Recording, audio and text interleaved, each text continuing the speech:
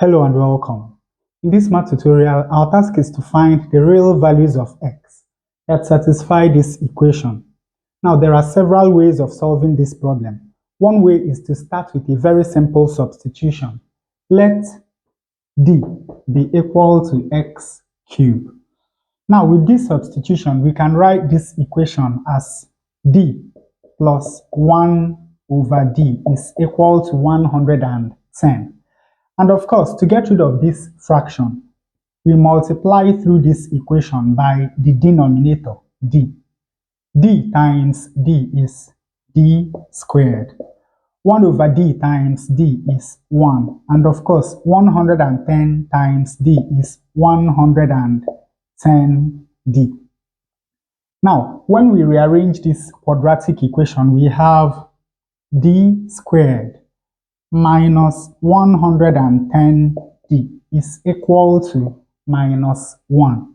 Now we can solve this quadratic equation by completing the square on the left hand side of the equation. Of course, to do that, we divide the coefficient of d, that is minus 110 by 2, square it and add to both sides of the equation. Now when we do that, we have d squared minus 110d plus 110, or rather minus 110 divided by 2 is minus 55. Now this is squared, and this is equal to minus 1 plus minus 55 squared is 3025. Now, on the left-hand side of this equation, we have a perfect square. So we take 1d and we take 1 minus 55 and we square. And this is equal to 3025 minus 1, which is 3024.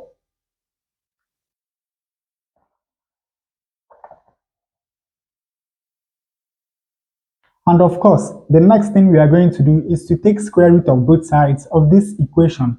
When we do that, we have that d minus 55 is equal to plus or minus the square root of 3024. But now there's a perfect square inside 3024. So this is equal to plus or minus the square root of 144 times 21. So we have that d minus 55 is equal to plus or minus the square root of 144, of course, is 12. Then we have root 21. And of course, when we add minus 55 to both sides of this equation, then we have that d is equal to 55 plus or minus 12 root 21. Now from here we have two values of d. And of course, to find the values of x, we go back to this substitution equation. From here, we have that x is equal to the cube root of 55 plus or minus 12 root 21. Now, with this method, this is where the problem is. Finding the cube root of this odd number. This can be a problem. Now, an alternative way of solving this problem is to realize that the left-hand side of this equation is in the form a cubed plus b cubed, where a is x and b is 1 over x. And of course, you know that a cubed plus b cubed is equal to a plus b cubed minus 3a times b times a plus b. That means that we can write the left-hand side of this equation as x plus 1 over x raised to power 3 minus 3 times x times 1 over x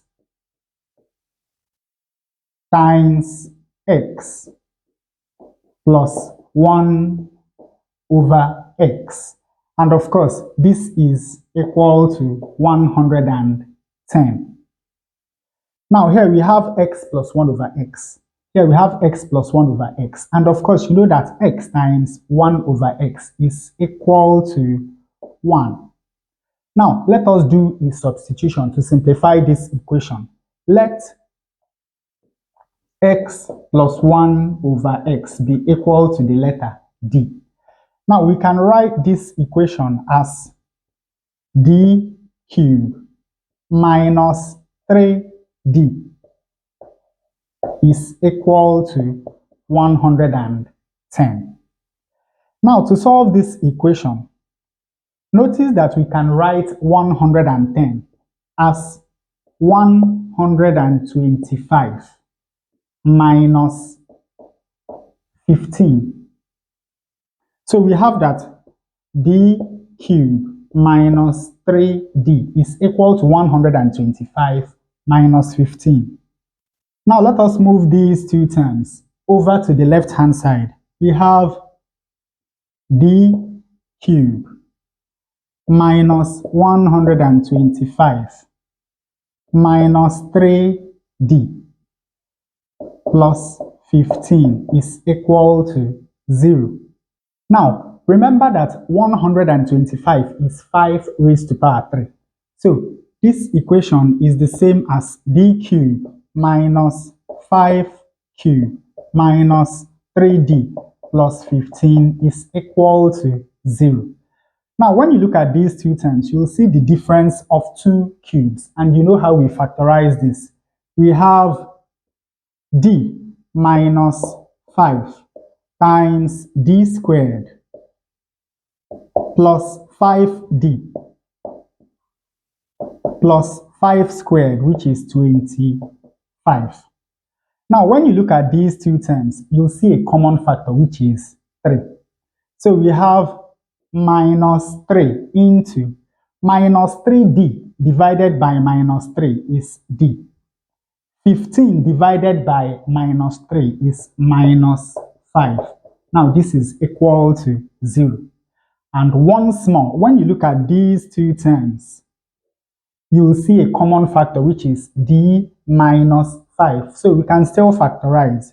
We have d minus 5 into, when you divide this first term by d minus 5, you are left with d squared plus 5d plus 25. And when you divide this second term by d minus 5, you are left with minus 3. Now this is equal to 0.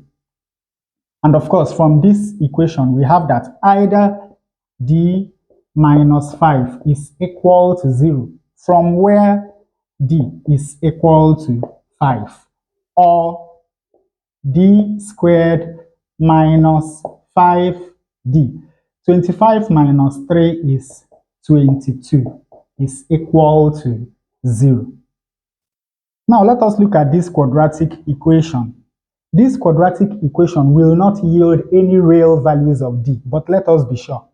The discriminant is b squared minus 4ac. Now, b is minus 5. Minus 5 squared is 25. Minus 4 times a is 1. And c is 22. So the discriminant is 25 minus 88, which is equal to minus 63.